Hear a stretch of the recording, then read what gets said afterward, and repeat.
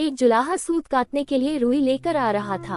वह नदी किनारे सुस्ताने के लिए बैठा ही था कि जोर की आंधी आई। आंधी में उसकी सारी रुई उड़ गई।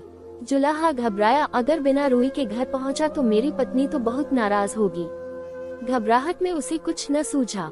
उसने सोचा, यही बोल दूंगा फुरफुर, और वह फुरफुर बोलता जा रहा था।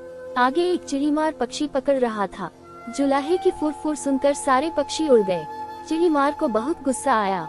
वह जुलाहे पर बहुत चिल्लाया, तुमने मुझे बर्बाद कर दिया। आगे से तुम ऐसा कहना, पकड़ो पकड़ो। जुलाहा जोर जोर से पकड़ो पकड़ो रखता गया। रास्ते में कुछ चोर रुपए गिन रहे थे। जुलाहे की पकड़ो पकड़ो सुनकर वे घबरा गए। फिर उन्होंने देखा कि अकेला जुलाहा ही चला आ रहा था। चोरों ने उसे पकड़ा और घूरते हुए कहा, यह क्या बक रहे हो? हमें मरवाने का इरादा है क्या? तुम्हें कहना चाहिए, इसको रखो, ढेरों लाओ, समझे? जुलाहा यही कहता हुआ आगे बढ़ गया, इसको रखो, ढेरों लाओ। जब वह शमशान के पास से गुजर रहा था तो वहाँ गांव वाले शवों को जला रहे थे। उस गांव में हैजा फैला हुआ था।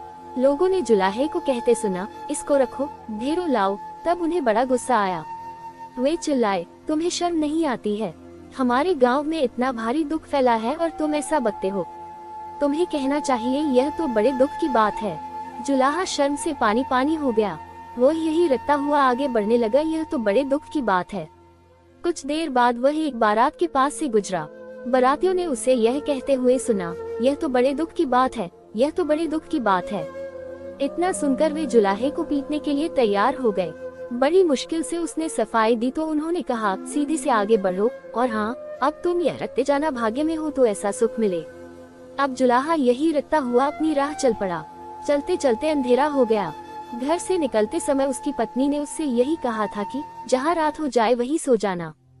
जुलाहा थक भी गया था, वो वहाँ सो गया।